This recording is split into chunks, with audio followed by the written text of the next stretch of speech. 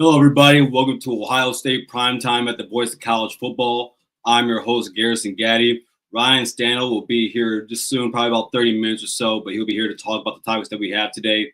Please be sure to like, share, and subscribe to the channel. And again, if you have any friends or family that are Buckeyes or just happen to be fans of any other program, there's a good chance that we have it here at the network, so send it to them and let them join us also.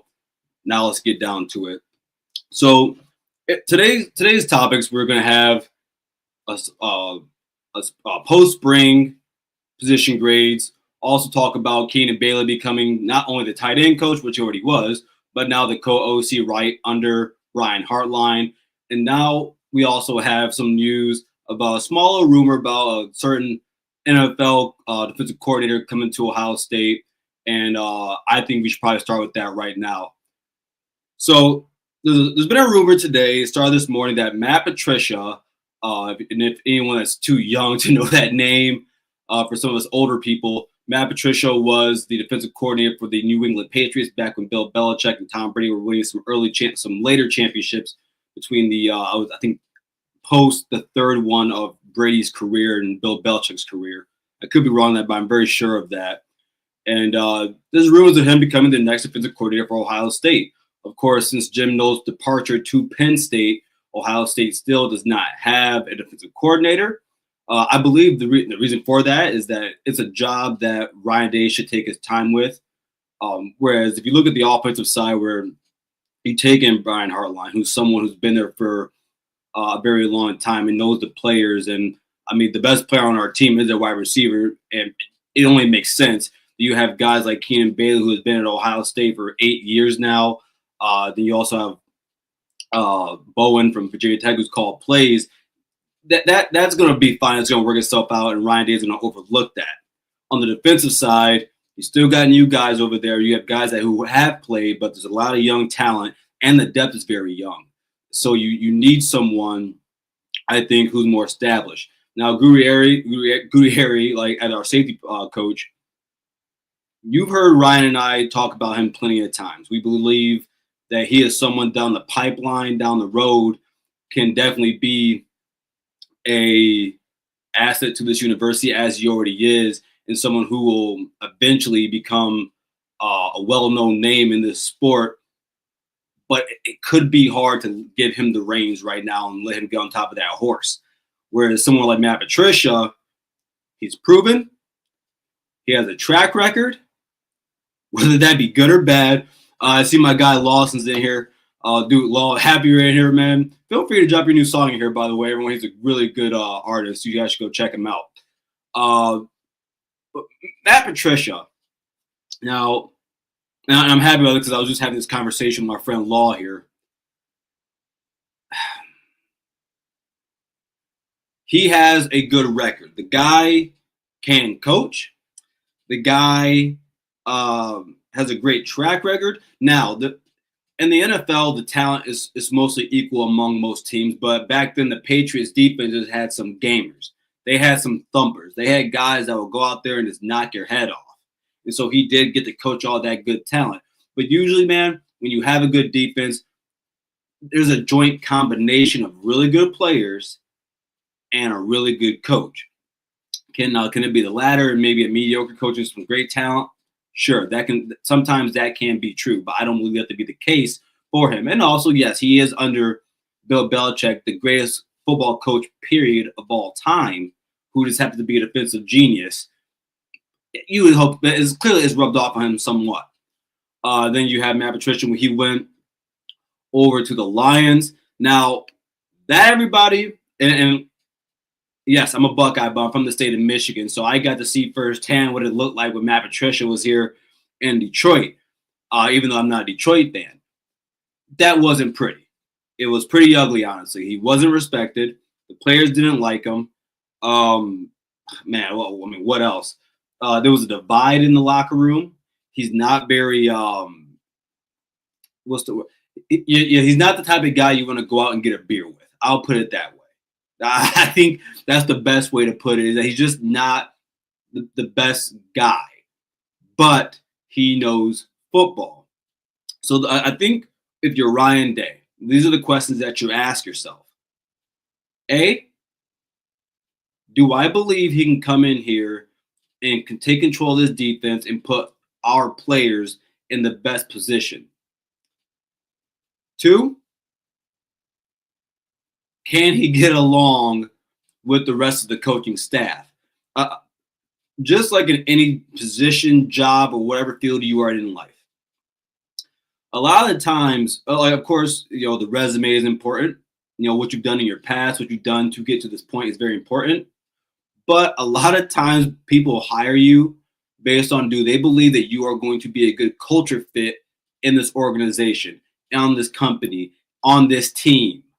So I believe that is the biggest thing for him right now. This is a coaching staff that has a lot of young guys, and Matt Patricia is going to be one of the older people. I think outside of him, the only person who will be older than him has to be Larry Johnson. It would have, because Larry's in his 60s basically, or he's in his 60s. So that's the next one. And then the third question I would ask: Can you get the job done? Now, for Ryan Day has been very good with his hires. He's been pristine, actually. You think back to 2018, and I always love having it. Well, I hate having this argument, but I love having it because I can just stomp over Michigan fans, whatever they say about this. And by the way, Ohio State fans, if you ever have a conversation with a Michigan fan, like my friend Mike, who I love to death, please let them know this. If you don't watch Ohio State football, you have no business talking about them. Because clearly you don't know you don't know the history, you don't know the recent history, and you don't know the personnel or anything of that nature.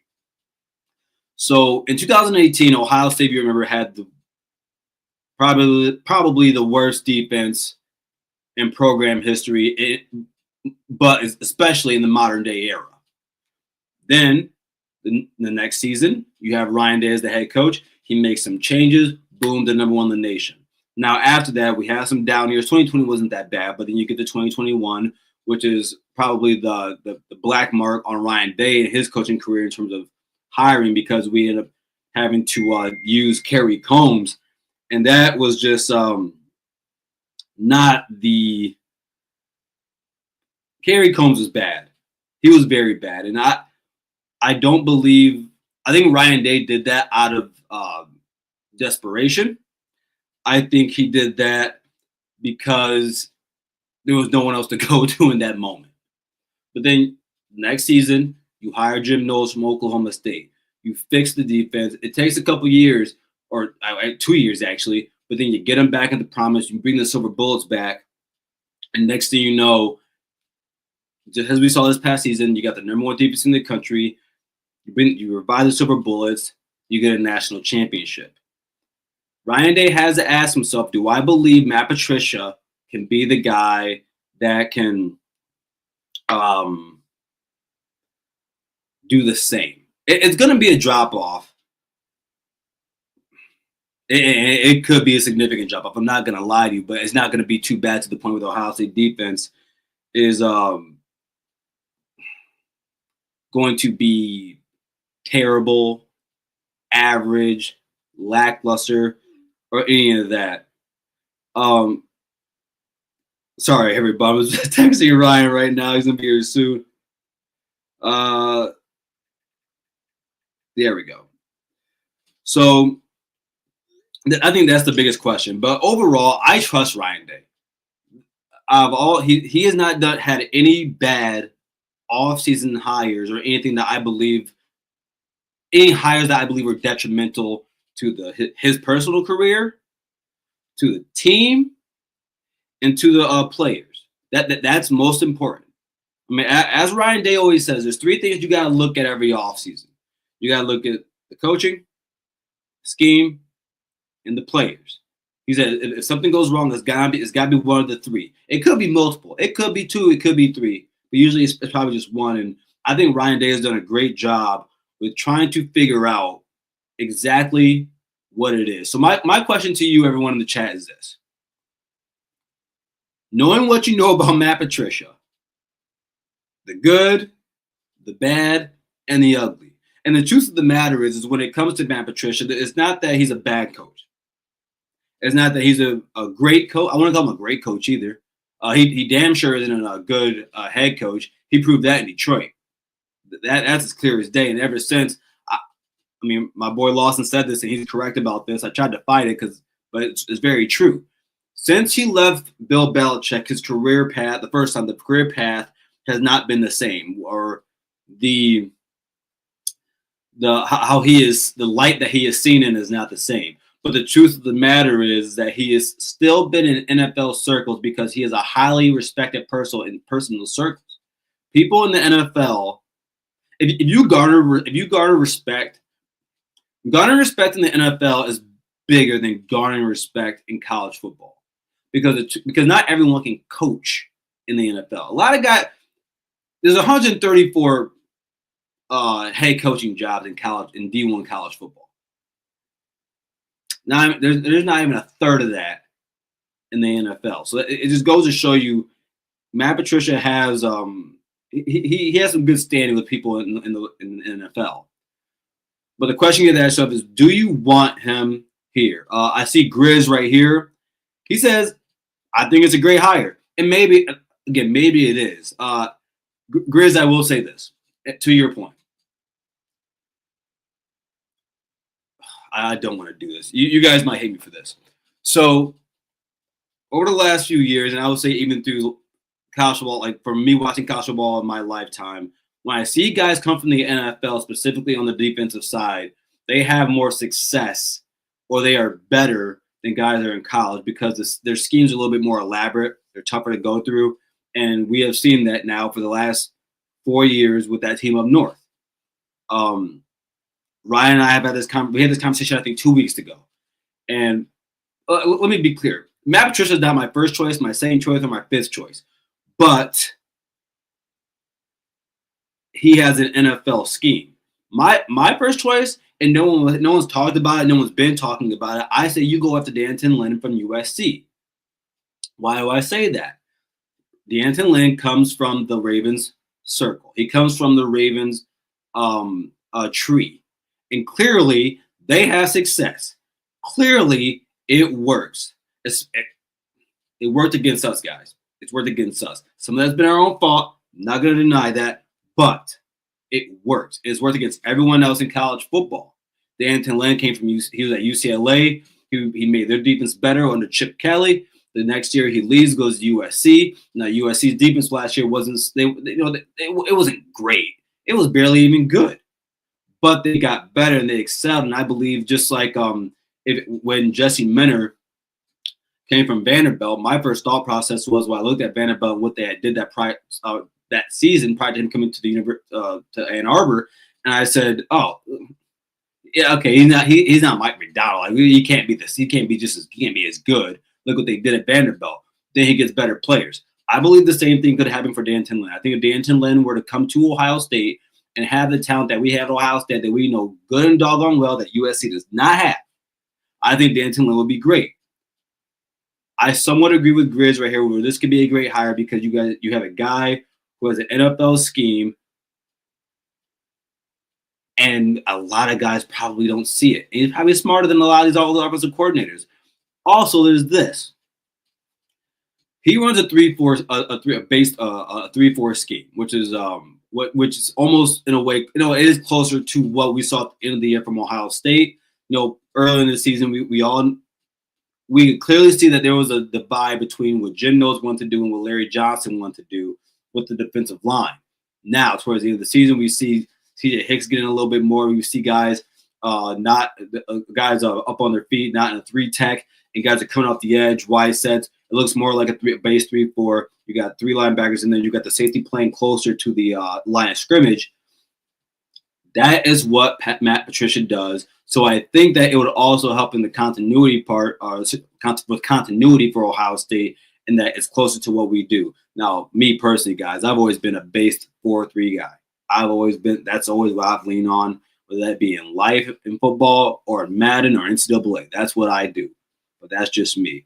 So yeah, just like Grizz, everyone, let me know, who do you want, would you be okay? Would you be comfortable with Matt Patricia being the next defensive coordinator here at the Ohio State University. Who knows, man? I really don't know what it would look like. I'm not so much worried about him as a coach. I'm worried about him as a guy. I think it's Colin Cowherd always asks, is he a good hang? And I think that's the best question to ask about him and whether or not people actually want to be around him. My guy there, what's going on, bro? Good to see you in here. He says yes, and no, and me and him had a conversation on X, Twitter, we're going to call it earlier. And I do somewhat. The truth always lies in the middle somewhere. Dirty Wolverines, he's saying that because I'm pretty sure he's a Lions fan. I know he's from the state of Michigan, so he's saying that based off of his jaded, sad life as a Lions fan. By the way, if the Lions were in the Super Bowl, they wouldn't have looked like that last night. They definitely wouldn't have looked like that. They definitely would have played much better. But we'll see. Yeah, jokes aside, I just know he's extremely egotistical, rubs people the wrong way, but his talent is exceptional. Exactly. Like, it's not about coaching. Do people want to be around you? And like I said, this is not new, everybody. This is the truth. No matter what job, what position you are in life, if you are not fun, cool, pleasant, nice to be around, man, the chances are you might not get hired. Someone actually might have less credentials than you. Their resume might be less than yours. But guess what? They like them more. And that's the biggest question you got to ask. Yeah, speaking of, man, being a Cowboys fan might be the worst thing ever. Ohio State fans, man, let me know if I'm putting my Cowboy hat up soon. I think I really think I might if they trade Parsons, and I got a few teams I'm putting myself in the transfer portal. That's all I'm saying. So whatever NIL deals as fans you got, bring them to me. I'll accept them, and we'll go from there. So sticking with coaching again, everyone. Ryan Staniels will be here soon, and we're gonna get his thoughts on this also because I really need to know what he thinks about this. I'm very interested to see what Ryan thinks about Matt Patricia coming to Ohio State. That was just the craziest name. Just the craziest name to hear from. But let's get to Keenan Bailey here. This was shocking. I think that there's a lot of Ohio State fans that feel different about this. Now, I've seen Ohio State fans that think it's a weird hire. I've seen Ohio State fans that think that this probably wasn't the right decision. I've seen Ohio State fans like me who are probably being overly optimistic, but I believe that this could be a good hire down the road. And then I think there's something that I think a lot of people aren't looking at. I was listening to the Cover 3 podcast this morning, and Chip Patterson, he said something that I thought exactly what this was. It was helping your homeboy out. That's exactly what it was. Everyone, Keenan Bailey, I'm looking at it here because I forgot how long he's been here. Keenan Bailey has been here at Ohio State since 2016. From 2014 to 2015, he was a recruiting analyst at Notre Dame. Came to Ohio State in 2016, was an offensive intern, with with the running backs. Then from 2007 to 2018, offensive intern and wide receivers. 2019 through 21, quality control coach. Sorry about that. Quality control coach and quarterbacks.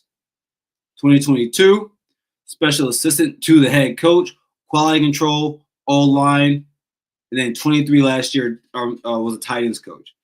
I'm gonna. This is who I think Keenan Bailey is. I think he is exactly who Bowen is.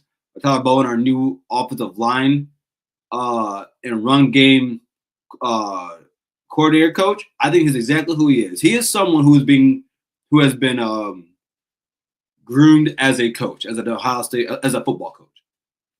You know, if you look at Bowen's past, he's done a lot of things on the offensive side. There's not really one position that he has not coached, and he's been there in different aspects as like the being the head of recruiting offensively and things of that nature. I mean, you look at Keenan Bailey, wide receivers, tight ends, offensive lines, quarterbacks, running backs, quality control. The assistant to the head coach. He is someone I believe that Ryan Day is preparing. And when you have someone like Keenan Bailey who you're preparing, and you just win a championship, you gotta eventually move guys up. My guy Philip, man, what's up? Good to see you, Philip. You're just getting in here, man. Let me know what you think about because we're gonna move back to this. Because Ryan's gonna be on his way back in here. We're gonna backtrack in here. I'm gonna get Ryan's thoughts on Matt Patricia possibly coming to Columbus. And as always, man, go Bucks. You know, big Buckeye swag, baby. You know what it is. So. You know, Keenan Bailey, I think he's someone who is positively being groomed as a coach at Ohio State. He's someone that Ryan Day is giving a promotion to. That again, a homeboy promotion. And then let's look at it this way, because I've seen someone ask, you know, are there, you know, what do they say?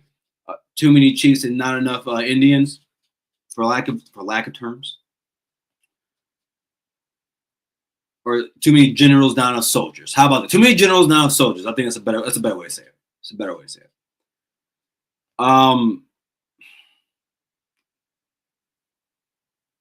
I believe Ryan Day, or to me, chefs in the kitchen, there's that one also. But I'm done with that. I think Ryan Day is trying to help his guys become better coaches and develop as coaches and help them in their careers. I believe right now at Ohio State, and this probably been true for a very long time. Even since Urban Meyer, I'll say this. For a very long time, I think this has been a fact at Ohio State, especially my lifetime since 2000.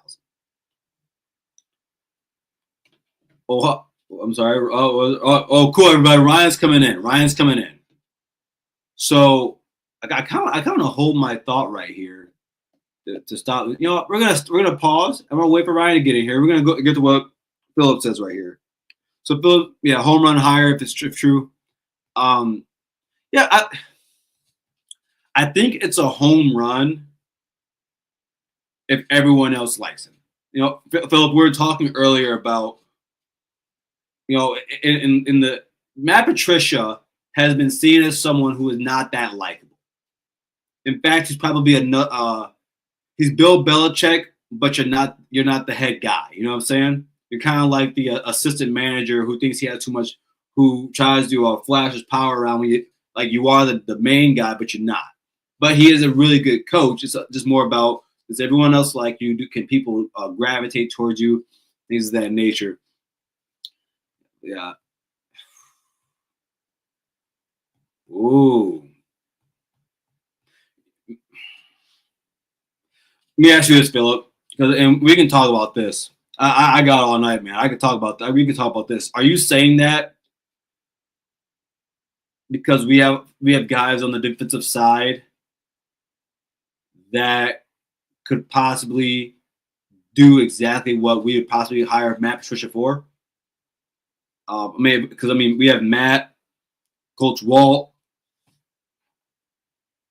Yeah, that could be true. I'm not on the opposite side of that line of thinking. Matt Patricia brings something that those guys don't have. Oh, there we go. Ryan, what's going on? Hey everybody, sorry I'm a little late. Had an event that took a little bit longer than it should have for work, but I'm here. I'm here. No, And let's bring. I already gave all my thoughts, man. I gave a lot of thoughts on this, but we're talking about Matt Patricia. Okay. yeah. Okay. Here we go. All right.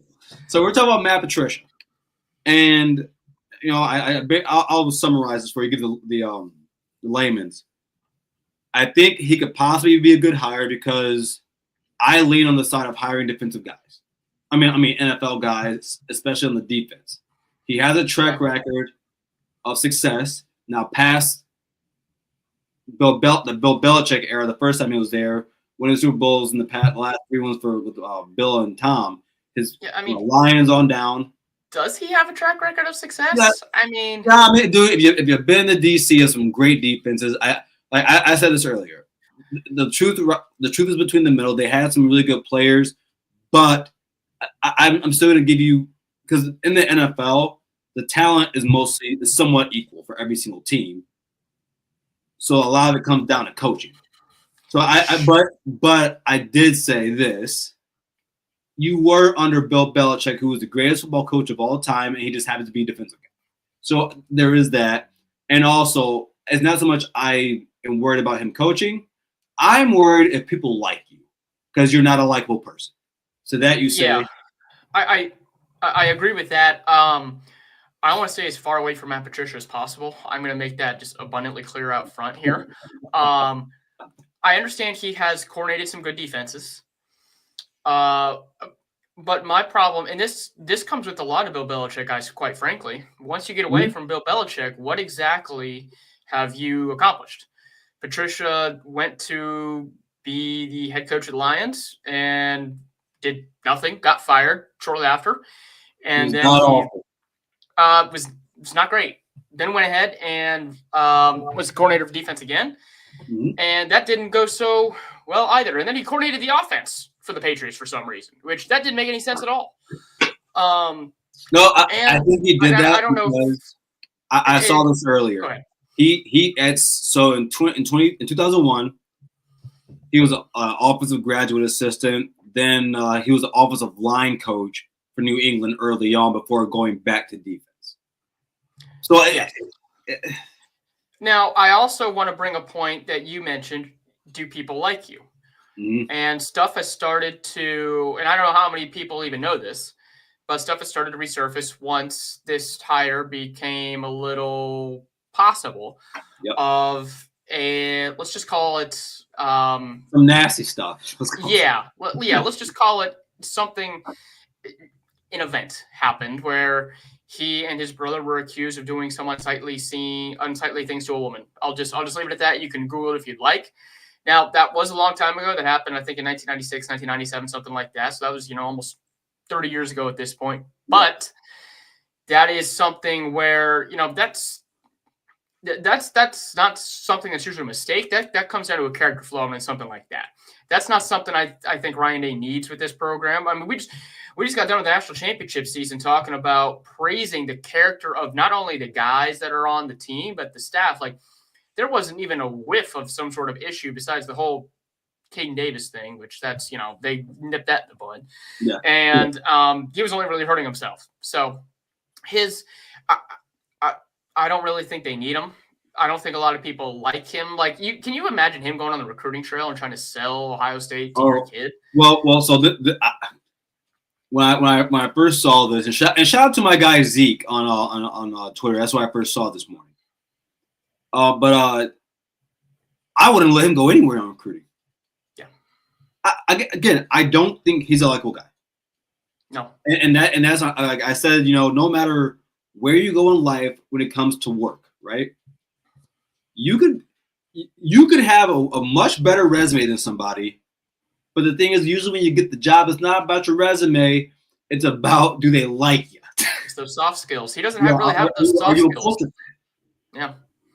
But I mean, you know what? Maybe Ryan Day is doing this because what is an Ohio State coach without some controversy?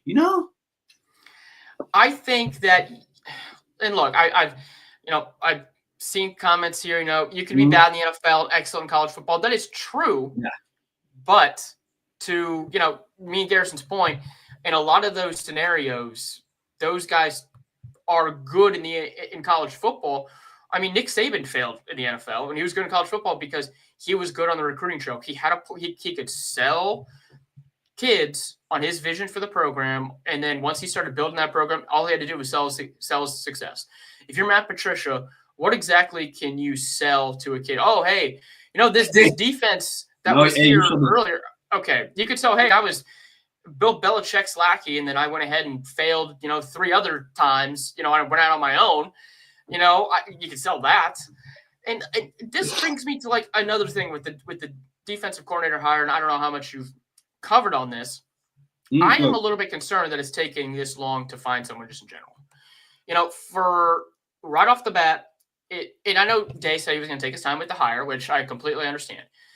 But right after that, all of a sudden there were the rumors that they were going to just internally promote to Matt Guerrieri and Tim Walton. And then the Randy Bates stuff happened, and there were whispers, oh, it's like a done deal. And then that never happened. And then you heard the Matt Cullen rumors, and you were just waiting for the Chiefs to be done with their season. And now Matt Patricia, like, where are all of these different names coming from? I'm a little bit concerned that Day doesn't have more of a direction that he just clearly wants to go. Like, either stay in the college football lane where you've got guys that you trust from other staffs to go in, or just straight go the NFL lane because you have an NFL coaching pass and do that. The flip-flopping is slightly concerning to me. I mean, what do you think about that? All right, so I like this comment because this is, again, I agree with you on the recruiting thing.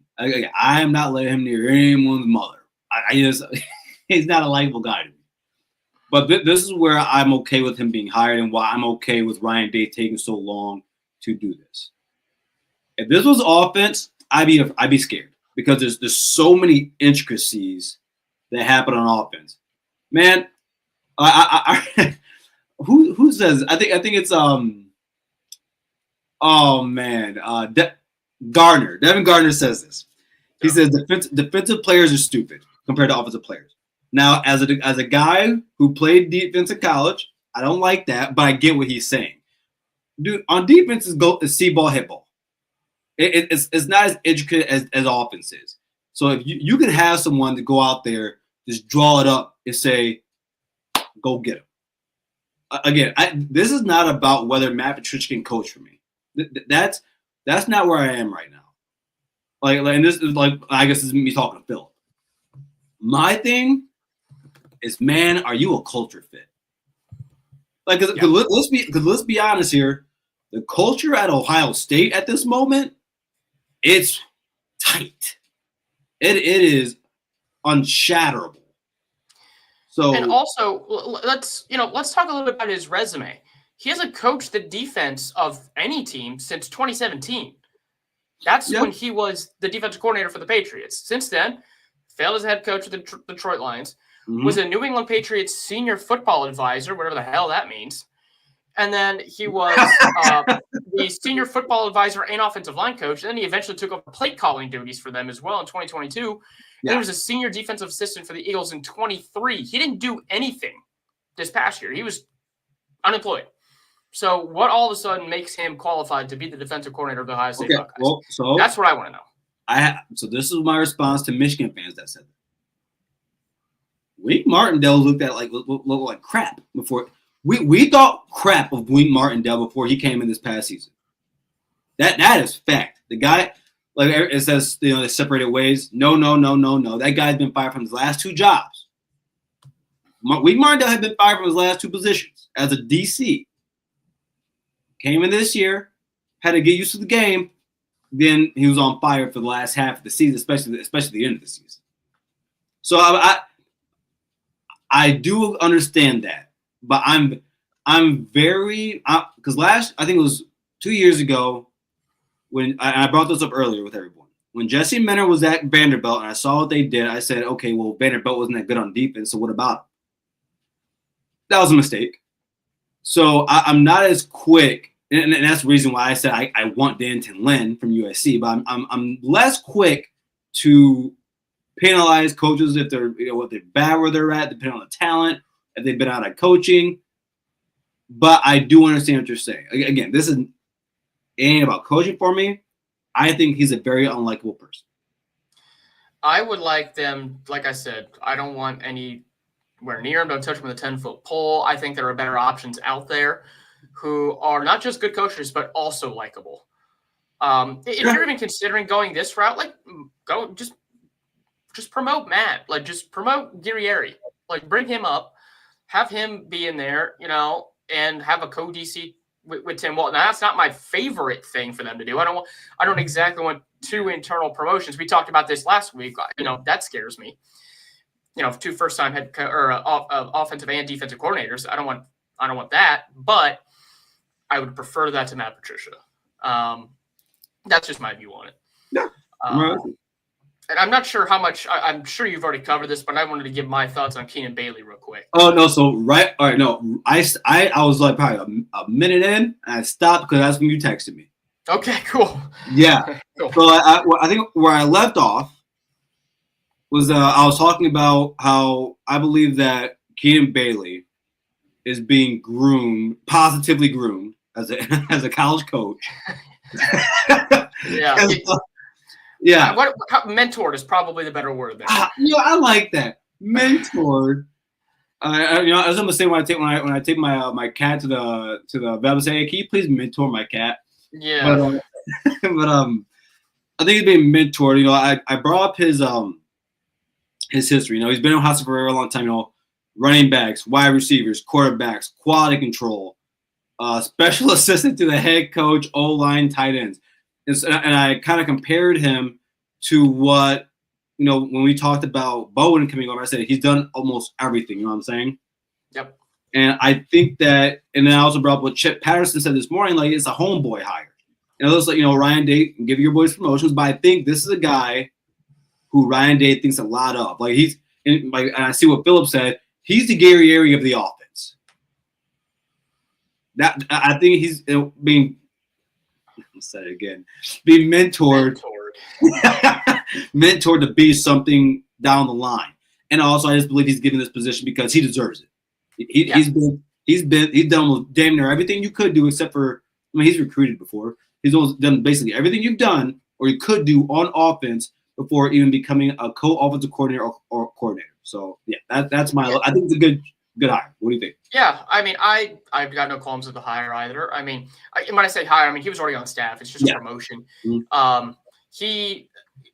Brian Hartline's going to be the one calling the plays. That would be my full thought. Now, this does give me a little bit of a question mark on whether or not Day could be taking over the reins, at play calling, just because he, neither one of these guys have called plays before. But I still assume Hartline is going to be the one calling the shots. Bailey's done a lot of different things, as you mentioned. He's done most of those things fairly well. He seems liked around the Woody. He seems to work hard. So, yeah, why not reward him for the work he's done and the work he's going to continue to do? I see no issues with this hire. And quite frankly, this signals to me, and I know, you and I talked about this briefly on the phone. This signals to me that he's trying to build a little bit of a coaching tree.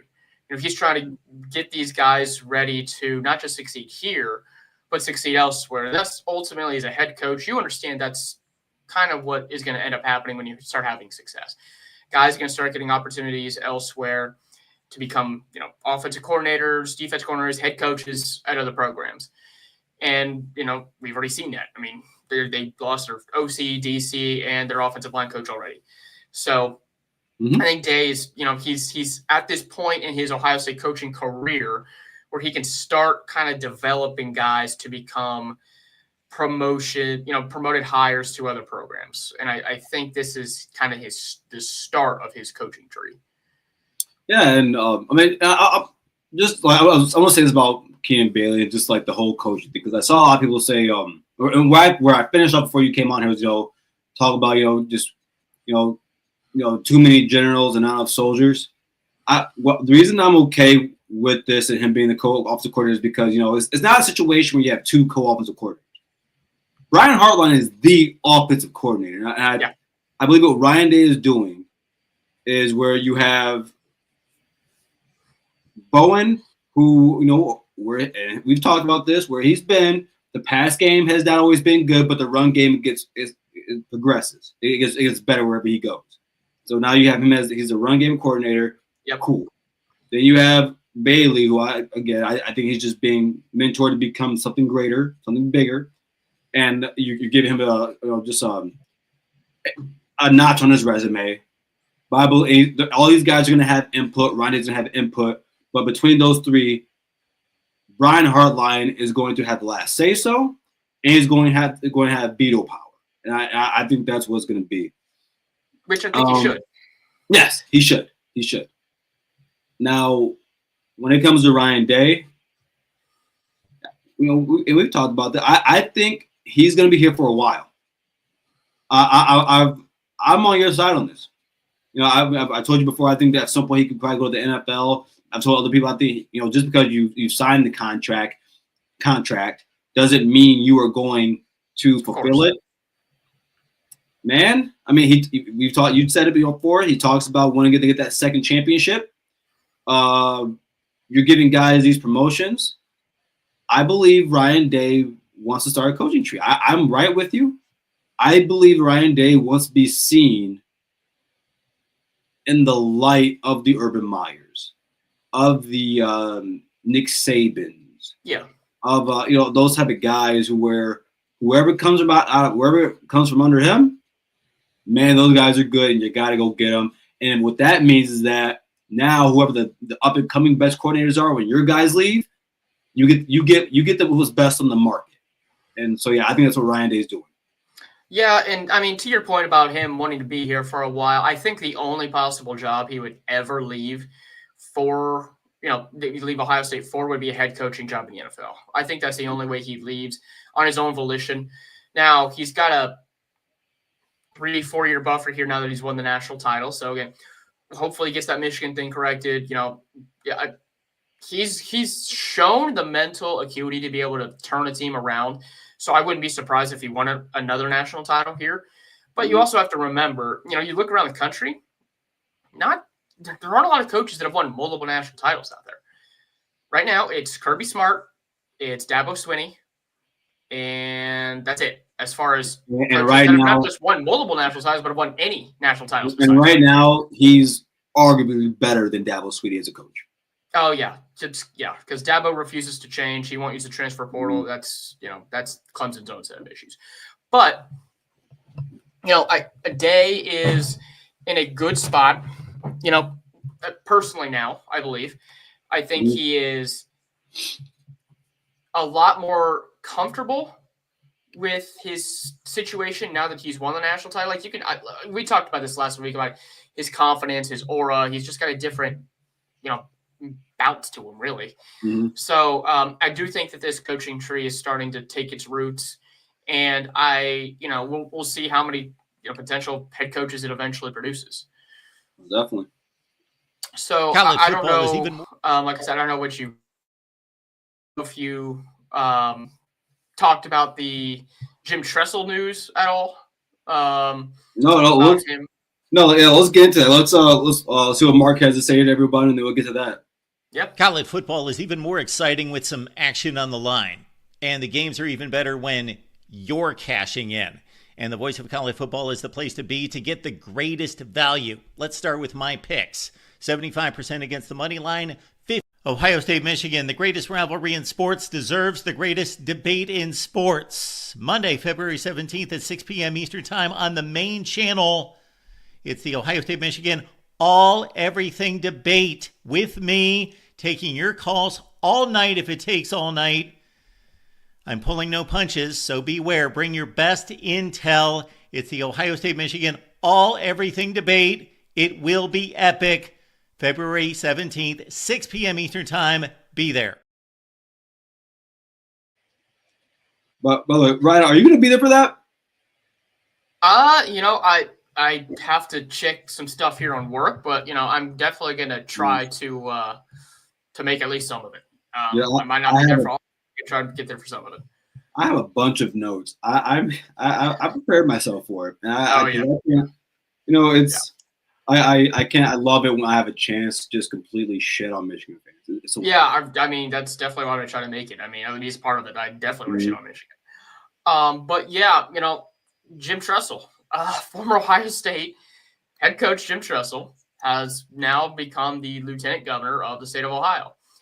And, here in Ohio, in Columbus, where I'm located, it's not a big surprise. A lot of people around here have been thinking about this, thinking this could come for a while. Now that J.D. Vance is the vice president, they needed a new senator here in Ohio. Mm-hmm. So Mike DeWine tasked John Husted, who was the lieutenant governor, to do that. And actually, news came out that he actually initially asked Jim Tressel if he wanted to be the senator. And Tressel said, no. What? Wait a second. He said no? He said no. Look, he's a football coach and a major college university president. And he even said today, like in the introductory press conference, I have no idea about anything in this world. I'm going to try to learn as much as I can, use what I have done, as a coach to try to soak up as much experience here as possible so I can do the state right. But I think he knew the senatorial spot would not have been good for him at this point. And also the other reason why he said no, he's almost certainly going to run for governor in 2 years. So he'll probably be, on the ticket. And that's why he wanted to do the lieutenant governor position. So, your thoughts on this? Yeah, well, listen, man. All right, so I'm going to tread lightly here, okay? Yeah. First off, I think it's awesome. I think it's cool. I'm not surprised. I think Jim Tressel is probably the most one of the most interesting human beings I've ever seen in my life. I'm sure you know this. People forget, like at Youngstown State, he had an office in the football facility. So that's who he is. Only person that did do that. It doesn't affect me personally. I live in the state of Michigan. We're not going to get to what we have over here. I wish Jim Tressel was our governor. I would be elated if he was. But no, I'm very happy for him. He's someone that I highly respect. Again, man, I look back on 2002. That was the first year I had ever played football. And so how I hold up Jim Tressel in my mind, it is different. It's much different. I love, I never met Wood, I've never seen, I respect what he did. I love Jim Tressel. Urban Meyer, love Ryan Day, but what Jim Tressel means to me it's much different than any other football coach could. Tressel has a lot of respect here in the state of Ohio. And that's why this move was made. He is, he is beloved by almost everyone in the state. Here, Northeast Ohio as well. He's 72. He doesn't want to slow down yet. I know he retired from being president of Youngstown State, but that's because he wanted to do some of the things. As Philip brings up, he's not the only former Ohio State person to do ties. Gonzalez was a rep here for a few years up in the House of Representatives. But, Tressel wants to keep doing things. And, I kind of wish he was still helping the football program out because he's an excellent recruiter. He's a great NIL fundraiser. But we'll, like I said, he's almost certainly running for governor here in a couple of years. So we'll see how it all turns out. Well, definitely. Heck, you might get it back. Who knows? Yeah, you got some great candidates. I don't want to talk about that. Yeah. Never mind. Okay, let's move on.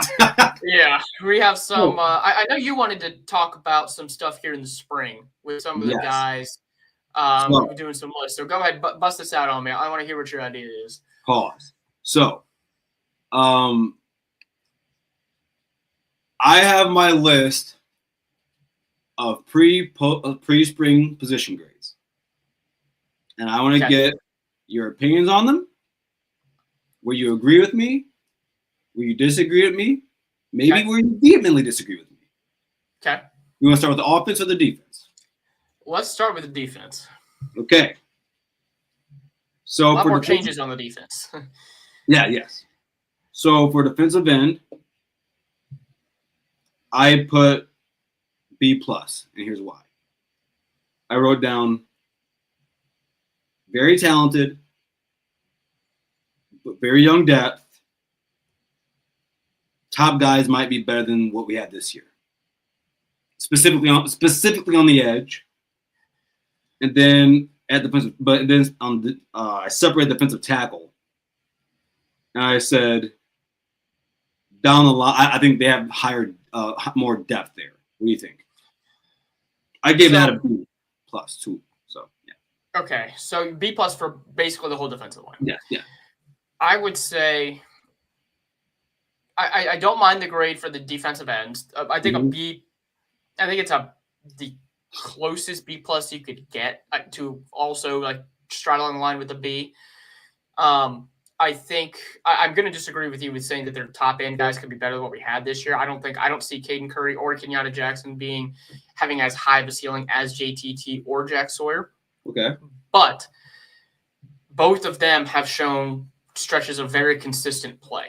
And that was kind of the rub with both Sawyer and JTT was for a while they did not have the consistent high-level play. Curry has shown the ability to – I mean, he's got a motor that I really love because he doesn't quit on any play, whether it's on defense or special teams or whatever. So I do like the defensive ends. The defensive tackles, I'm going to go with a B, not quite a B plus, just because we don't really know how these guys are going to show up now that they're actually getting real playing time. And the only guy who's really gotten a whole lot of rotation time, I mean, Edric Houston got a lot of play there at the end.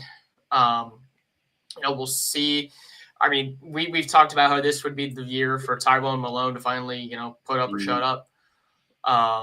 They've got, like you mentioned, they're not as the depth there is a little scary for me. I know you said you think they're a little bit deeper. I'm not quite at D tackle. Yeah, I'm not quite there at D tackle with the depth. I just don't. Mainly because they didn't rotate like. Mainly because they didn't. You're right. They didn't rotate a lot of guys who were going to play this year. So I mean, I'm that's the only reason why I've got to be there. But ultimately, like you, I think overall the defensive line is probably a B plus. They're still going to be good, but they're not going to be great. Let me ask you this question. Now, they might not have as high as the ceiling as those two, like Jack Sawyer and JTT. But if you are more consistent week to week, are you then better? I mean, that's an interesting question. I would say no. Okay. But I think that they still have a lot of room to grow. And that's quite frankly, it's not just Caden and Kenyatta who I think have got a lot of room to grow. I think we're going to see some Josh Mickens this year. He's hasn't really done a whole lot. Like to see what he does. I mean, they've got guys. I kind of wish they still had Hero Canoe because I was really excited to see what he was going to do finally with some playing time. But I think we'll see him soon. Yeah, I know. Yeah, that's true.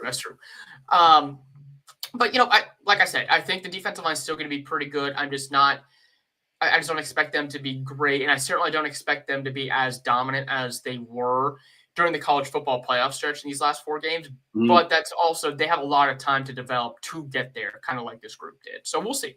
One more question about the D line, because this guy can play in or out, and he's expressed that he will do anything. Does Edric Houston have a higher ceiling than JTT and Jack Sawyer, and even Tyleek? I don't think he's got a higher ceiling than JTT. Even though he played earlier? Yeah. I mean, JTT played as a freshman. Jack played more snaps as a freshman than JTT did. But Houston, quite honestly, this is the year where I think they kind of need to figure out what they're going to do with him. Like I think he either needs to play inside or out. And a lot of that will probably determine who they hire with defensive coordinator. Like they'll figure out what position they want to play on that. I do like Houston a lot, and it was, I know he was kind of a last second. People were holding their breath on signing day, whether or not they were going to grab him or not, whether someone else was going to swoop in and take him. So I do like him a lot. I'm very excited to see him play, but I don't think he's quite got the ceiling of a JTT. Now maybe he's got the ceiling of a Tyleek. Tyleek ended up being pretty damn good at the end of this year. Yeah. So, but I like his size and his strength, and I like his work ethic too. So I think he's got the ability to develop into a pretty darn good tackle. Okay. This will be much quicker. Linebacker, I put B, like B minus. I think there's a lot of talent there. Sonny helps bring. I think Sonny is the reason I have that grade at B, or else I probably have it around like a C plus. And then also, listen, there are younger guys in there that have talent, but I do believe there's a problem. I don't call it a problem, but it kind of makes you think if Petty, there's a really good chance Riley Pettyjohn is going to play as a true freshman. Now we do have Arvell Reese, who did too. He shined, but yeah, I have it around B minus. I think that's probably the correct grade. I think right on the border B minus B. I'm right there with you. Sonny is the only reason why it's there. CJ Hicks, they're going to move him full time to edge, so he'll play a lot of that defensive end, maybe even jack position. So excited, he should excel more there, which is kind of why I had the defensive ends as a B plus as well, just because that's where he's gonna play there a lot too. But we expect Arvell Reese to be the other starter. We don't know that for sure, but he played pretty well this year. I do think Pettyjohn's got a shot to play as a freshman as well. But again, Reese and Pettyjohn are two guys who are a little bit unproven. And quite frankly, Styles still needs some development too. And that's the reason why he stayed. So yeah, I'm right there with you on that grade. And also, I'm sure this upcoming spring we'll see what Stover looks like and everything also. So there's other guys in there. All right, corner. Now, this is projecting. This is projecting. This is projecting. I have an A, straight up A. I believe that I have to assume, because he's gotten better every year, Igbinoson's going to be better than he was this past season. I'm gonna rightly just assume that, and I do believe that Jermaine is better than what Burke is. That's just me. I thought all last year he was better, and then you have guys like Aaron Scott. I think the depth is there. You have Bryce, who he's more of an athlete than a corner, but I think he's going to learn the position more under Coach Walt. And then we have who could be an X factor, Devin Sanchez. So I have an A for that. What do you think? I agree. Wholeheartedly agree. I also like Jermaine a lot. I'm not, Denzel Burke had his moments. Let's be honest. He was really good as a freshman. Mm-hmm. He was really good as a junior. He was really bad as a sophomore. And this year's his senior. I thought he just had the first Oregon game was really bad. And that was about it. He had a couple of bad moments there, but overall he was pretty good this year. So, Jermaine, I think, is already pretty good. I'm not going to quite put him ahead of Burke yet. Now, I think he can potentially be better than Burke. I do like his potential more. And we already talked about how Devin Sanchez is one of the guys I'm looking forward to in the spring. So, A for sure. And I like Aaron Scott as well. So I agree with you on that one. All right. And then at safety, I put A. I'm going to be honest. It's solely just because Caleb's back there. Yep. We're talking Lorenzo, who I think is probably going to start at. Yeah, I think Lorenzo's going to – I think there's a very good chance Lorenzo might start just off the strength of him being an upperclassman at the nickel safety spot. I wouldn't be a fan of that. I really wouldn't.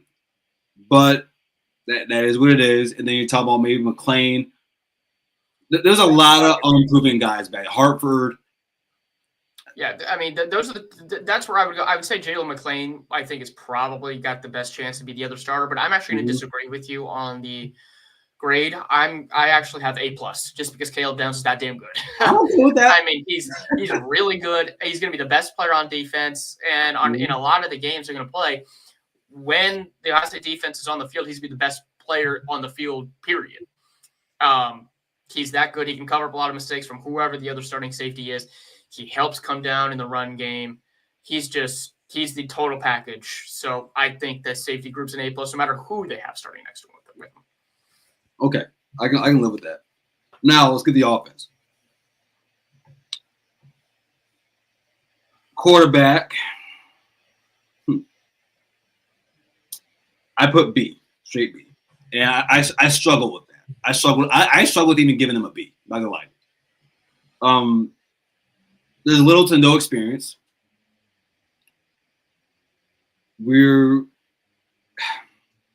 It's just a lot of unproven, high quality talent. I think that's the best way to say it. A lot of unproven, high quality talent. I'm not afraid of Julian Sand playing. I'm not. I have the school of thought that I've seen Ryan Day with quarterbacks too many times since he gave JT Barrett his best season ever to think different, or best season as a passer. But I've seen too much proof in the pudding. What do you think? I give them a C+. Okay. And that's solely because, like you mentioned, we don't know. We just simply don't know. This very well could turn into an A+ by the end of the year. Mm-hmm. Like we just don't know.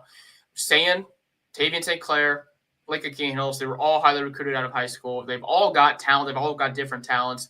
Sand and St. Clair, former 5-star recruits. Lincoln was a high 4-star. So all three of those guys they were highly recruited out of high school for a reason. But we just simply don't know how they're going to be when there's actual football to be played. Lincoln and Sand have got in during mop-up. The one time we did see Lincoln out there with real football playing, he looked bad in the Cotton Bowl against Missouri. I don't blame him. The offensive line was bad too. They gave him no favors. But he looked like a deer in the headlights, and he didn't know what to do with the fucking ball. I don't think he's – well, here's my thing. You put him behind a bad O-line. He's a true freshman, and against a really good defense who had I think people forget that year Missouri had a really good defense, especially defensive line. Yeah. And after I saw what the offense looked like with Devin Brown, there's no way I could think. I bet you he didn't expect to play that game. No, he definitely did not expect to play. There was no way after seeing Devin Brown out there against that defense that he was going to do well. There was just I'm not holding that game necessarily against him. I'm just saying the one time we did see him play, it did not look good. So C+, could turn into an A+. We'll see who the starter ends up being, and we'll see, how well they do in spring practice. Awesome. Yeah. I'm not mad about that at all. Wide receiver, A+. Yep. I don't know if we need to go too far in depth with that. We know who's there. We know who's going to be good. Exactly. Trying to think. Oh, here's my controversial one. Let's see what you think about this. Tight end, I put an A-. I think you have it there just strictly because of Max Clair. Not just because of him, but damn near because of him. So you look at Max Clair in 23 as a freshman, 22 receptions, 196 no touchdowns, and 24, 51 receptions, 685. 4 touchdowns. Now, I don't believe he's going to even have what he had last year because of just what's around him. But he's going to be put in better situations than I think Purdue could put him in. And then also, we have Will back. I think he's a good blocker. I like him as a really good blocker, and he can catch the ball. I think he had probably 2 or 3 catches in the playoffs. And then Jelani. Jelani is the how am I going to say this? I believe Jelani has more potential than even Max Clair has. That he needs consistency. Here's my thing on Jelani. I think the ship has sailed. I'm tired of just potential's there. Let's see what he can do. He's a junior, right? He can't stay healthy. He can't get on the field. In order for you to actually prove that you can do stuff on the football field, you have to be healthy. The best ability is availability, and Jelani doesn't have that right now. So he is not. Did you put away about Travion? No, because Henderson had actually shown something on the field. Like he played as a true freshman for a reason. But he was always but he got hurt a little bit. But again, when he was on they trusted him enough to put him on the field as a freshman in the first place. So that told me he had a lot of talent. He was a 5-star kid coming out of high school. I watched his tape. I loved him too. I saw Thurman, in person at the spring game, his first year, and I really liked his potential. He's got a big wingspan. He's a big dude. He could be the perfect red zone weapon, but he can't stay on the field. Therefore, I can't really trust him to be a factor in this offense. I think the tight ends that are going to play the most are definitely Max Clair and Cass Merrick. I give this, I'm going to give him a B+, not an A-. Okay. Max Clair's really good. I think mainly just because in a Ryan Day offense, they don't use the tight end. They just don't. I know Brian Hartline's going to be calling the plays a little bit, and having a brand new starting quarterback, the tight end is a safety blanket. He's a security blanket for a lot of new quarterbacks.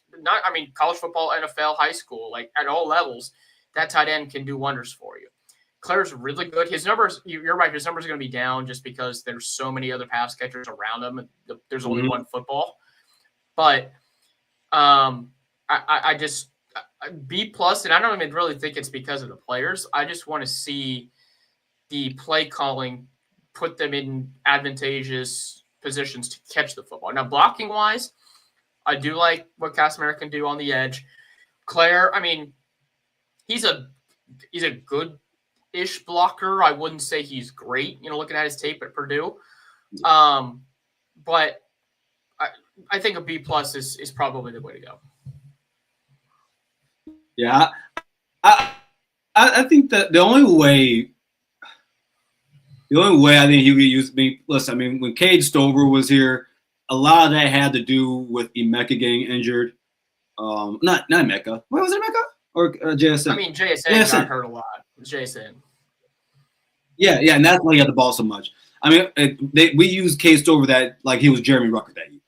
Don't know why. It worked to an extent. But that's the last time Ohio State really used the time was Jeremy Rucker. I mean, Cade Stover got the ball more than he did. Sure, but I'm talking about like as far as like actually using a talented tight end as a weapon because Rucker had more pure talent than Cade Stover did, and they actually saw that going out in the red zone. Yeah. Mm-hmm. So I'd like to see them do that with Max, but we'll see. That'd be beautiful. Well, I mean, you're right when you say this, Ryan. When you have a young quarterback, it really helps that you have a really good tight end. That's a safety blanket for sure. Yeah. Running back, this is another one I struggle with.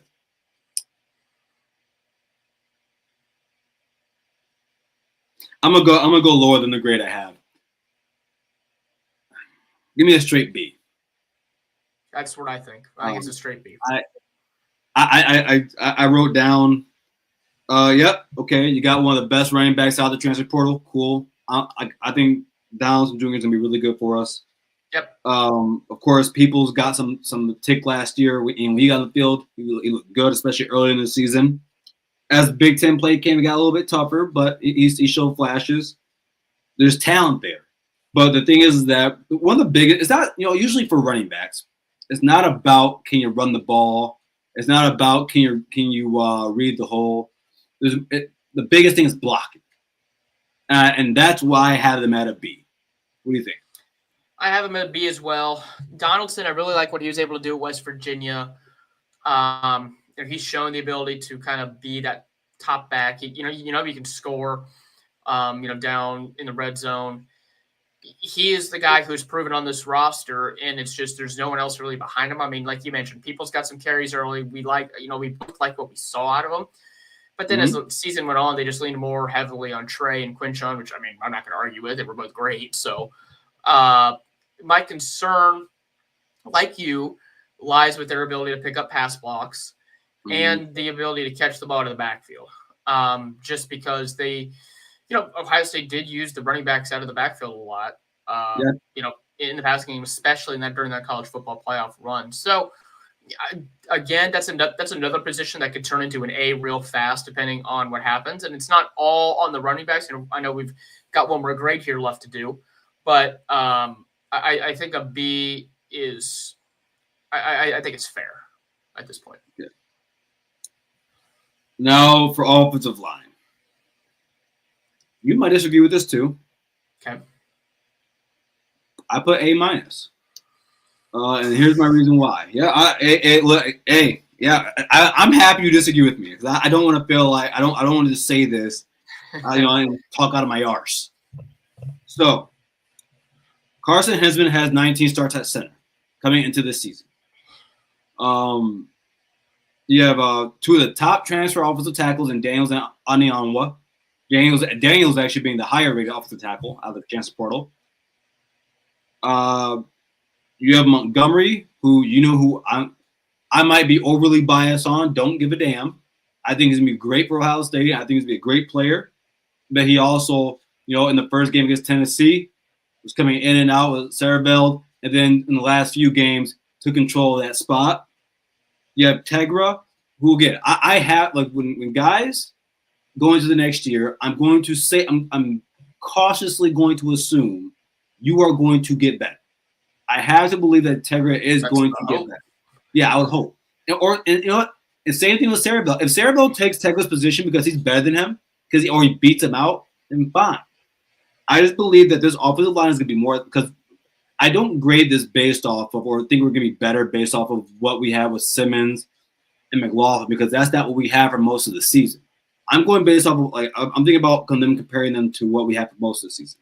I think it's going to be a better offensive line. I think they're going to be more athletic. I think that, I'm not going to sit here and say Allen's going to be better than Simmons, but I do believe Daniels is going to be better than what we had at right tackle at Fryer. I do believe that Fryer. I do believe that Montgomery's going to be. I think as a junior he could be just as good. I think he's going to be just as good or better than what Hensman was. I think Hensman is going to be better at center than he was prior to 2 years ago, and we was in the playoffs. I'm overly confident in this, but still cautious. But what do you say? You have A-. I have B. Okay. The offensive line is probably the biggest concern for me on the offense in general, despite the fact that they're returning 3 guys who started last year, kind of 4, with that guard situation. And here are my reasons for it. Hensman, he was a solid center in the playoff. Almost all of his snaps were low. Like, Will Howard's like leaning down to like pick up every single snap at his knees, basically. Now I know he's already started working to correct that, which is good, but that's something I need to see. I thought he was much better as a guard when they were using him. Guard's his natural position, but he's not going back to guard. I do think he will be better at center. He is, of the question marks I have on the offensive line, he's probably one of the least. He's one of the players I'm least worried about. Yeah. Guard, I'm still concerned about. I'm still concerned because I do like Luke Montgomery. Like you, I do think Luke will eventually emerge as the starter at left guard. I think he's got more of the talent, and I think now that he's got a full offseason with having some actual playing time under his belt, I think he can use that to really go after the weaknesses that he has in the offseason and really attack those and come out as a better player in the spring.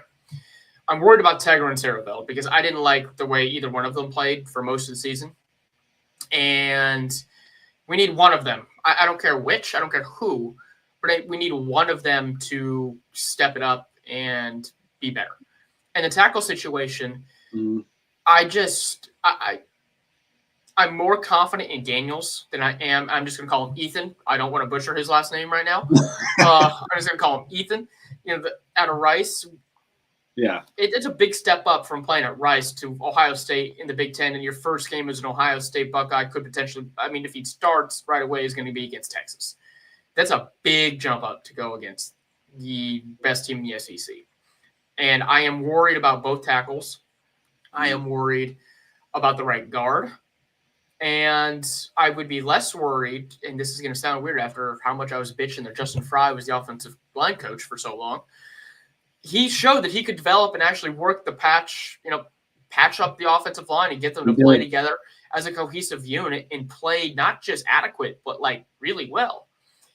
And Tyler Bowen hasn't worked specifically with the offensive line for almost a decade. So he's got his work cut out for him. He's a new hire. I want to see what he can do with this unit before I fully trust in it. And that's why I have him as a B. So, I think this would be a good conversation right here. Where I'm more confident, the reason I'm confident in either Daniels or Anianwa, and of course, this is a step up in competition. Now, it also was for Simmons coming out of San Diego State. And he struggled that first year. He was bad. Well, it wasn't even just that. Coming out of San Diego State, I think he was one of the more – he wasn't that good. He was one of the most penalized offensive linemen in college football. Yep. So I do believe that both of these two are at a step higher than where he was coming to Ohio State. So that's why I'm not – I'll agree with you on Daniels for sure. Okay. Yeah. Well, that's why I'm – You know what? I'll agree with you on both. I think Ethan was slightly better than Josh Simmons.